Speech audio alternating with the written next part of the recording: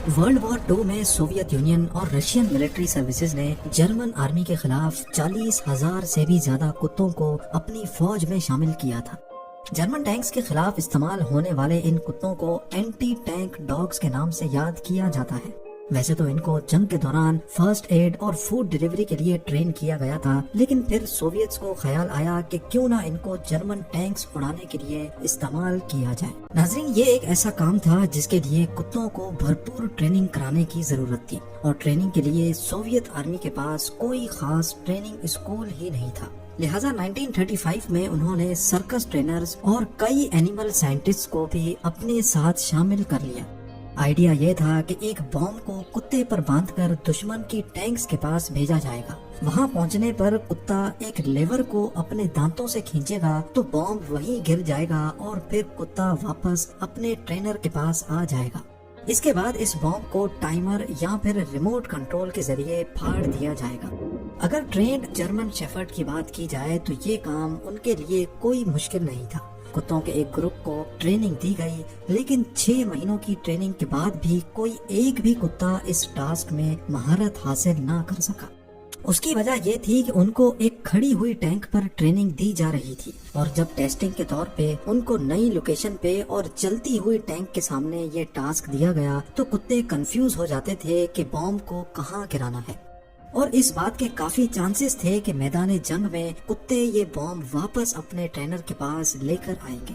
सिर्फ इतना ही नहीं, अगर इनमें टाइमर बॉम्ब लगा होगा तो वो वापस आकर उल्टा सोवियट्स के बीच में ही आकर फट सकते हैं।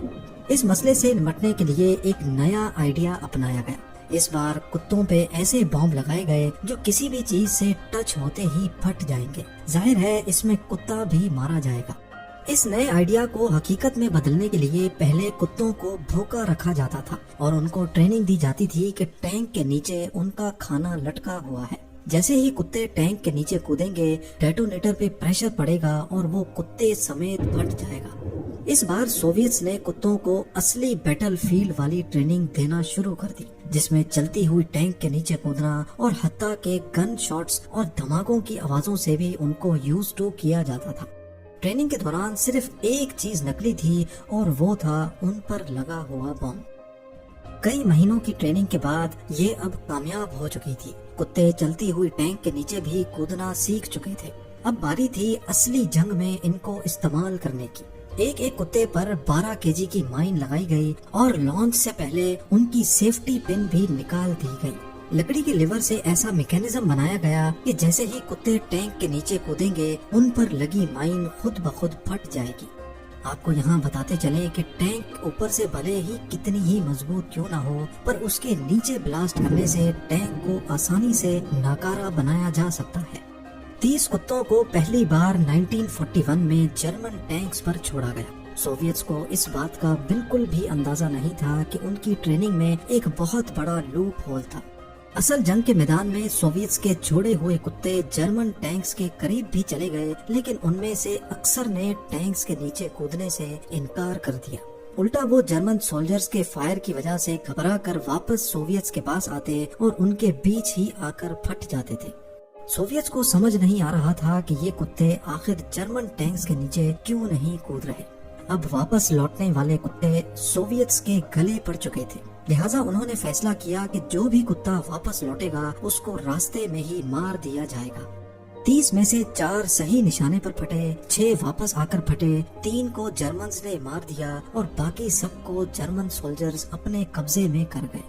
सोवियट्स को कुत्तों का जर्मन टैंक्स के नीचे ना कूदने की असल वजह अभी तक मालूम नहीं पड़ी थी। उन्होंने सोचा कि कम ही सही लेकिन कुछ न कुछ तो जर्मन टैंक्स को टारगेट कर ही रहे हैं, लिहाजा वो मजीद कुत्ते छोड़ते गए और वापस पलटने वालों को खुद ही मार देते थे। दूसरी तरफ जर्मन्स भी अब इन एंटी टैंक डॉग्स के बारे में अच्छी तरह जान चुके थे।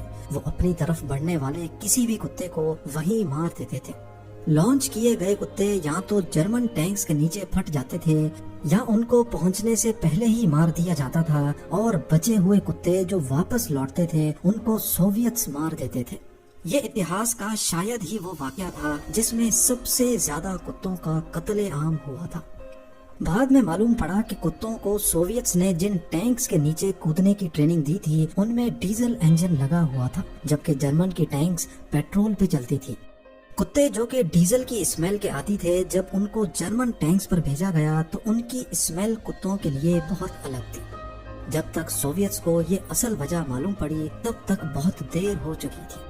हजारों ट्रेनर्स कुत्तों को अपने सामने मरते देखकर पहले ही अपनी जॉब छोड़ चुके थे। यही वजह थी कि सोवियत्स का ये आइडिया बुरी तरह से फ्लॉप हो चुका था और 1942 के बाद ट्रेनिंग स्कूल्स बंद कर दिए गए।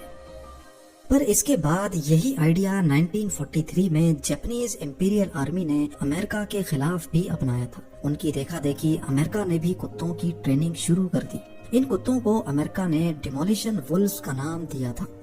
बॉम्बर कुत्ते जापानीज बंकर में जाते और फट जाते थे, लेकिन यूएसए को भी सेम मसले का सामना था कि अक्सर कुत्ते बंकर में जाने के बजाय वापस लौट आते थे। अगले कई महीनों तक कुत्तों के वापस लौटने का कोई खास सॉल्यूशन ना निकल सका। लिहाजा 17 दिसंबर 1943 को अमेरिका ने भी हार मानी और सेफ्टी की वजह से डिमोलिशन वुल्व्स प्रोग्राम टर्मिनेट कर दिया। ये तो कहानी थी एंटी टैंक डॉग्स की, लेकिन क्या आपको मालूम है कि वर्ल्ड वॉर 2 में ऐसे गाइडेड मिसाइल्स भी बनाए जा रहे थे जिनको इंसान नहीं बल्कि कबूतर कंट्रोल करते थे। जी हाँ, जैसा कि आप लोग सैम टीवी की एक वीडियो में मधुमक्खियों को एक्सप्लोसिव और ड्रग्स डिटेक्टर के तौर पे इस्तेमाल होता देख चुके हैं, इसी तरह कबूतर को भी ट्रेन किया जा सकता है। इस वीडियो में आप 2 कबूतरों को बॉल के साथ खेलते देख सकते हैं। जैसे ही दूसरे कबूतर से बॉल मिस होती है तो शॉट मारने वाले कबूतर के लिए एक छोटा फीडर खुल जाता है, जहां रिवॉर्ड के तौर पे उसको खाना दिया जाता है।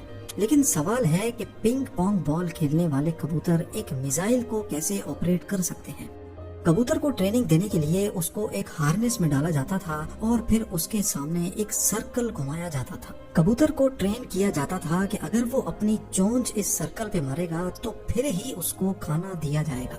जब कबूतर ट्रेनिंग का ये पहला फेज कंप्लीट कर लेता था तो फिर उसकी चोंच पर एक मेटल स्ट्रिप लगाई जाती जो कि एक वायर के साथ कनेक्टेड थी, और जब भी कबूतर अपने टारगेट पर चोंच मारेगा तो उसकी मूवमेंट कबूतर की चोंच की मूवमेंट के साथ चेंज होती थी।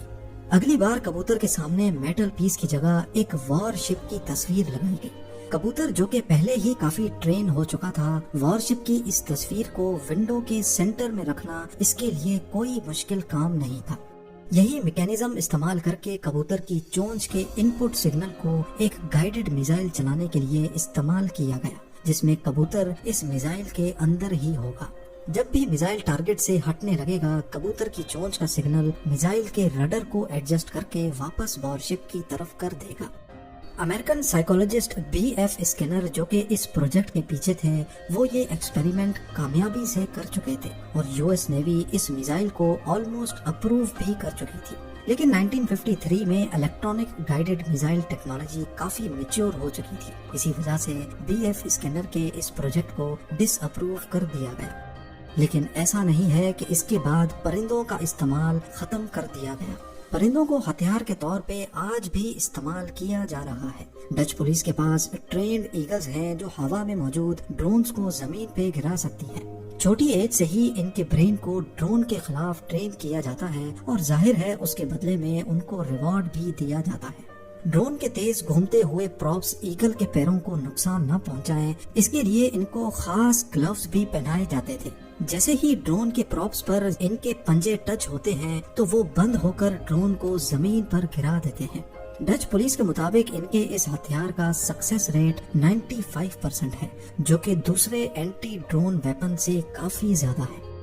इसी तरह डॉल्फिन्स और सी लायंस को अंडर वाटर माइंस डिटेक्ट करने के लिए भी इस्तेमाल किया जाता रहा है। वो समंदर के अंदर स्ट्रेंज ऑब्जेक्ट्स को न सिर्फ डिटेक्ट करके अपने ट्रेनर्स को इन्फॉर्म करती हैं, बल्कि उनको रस्सी से हुक करने की काबिलियत भी रखती हैं, ताकि उनको नेवी ऑफिशियल्स पानी से बाहर खींच सके। स्क्रीन पे दिखने वाला ये टॉर्पीडो मिसाइल 2013 में नेवी डॉल्फिन की मदद से डिटेक्ट किया गया था। इस मिसाइल के सीरियल नंबर से अंदाजा लगाया गया कि ये ईयर 1890 में एक एक्सरसाइज के दौरान सैन डिएगो कोस्ट से फायर किया गया था।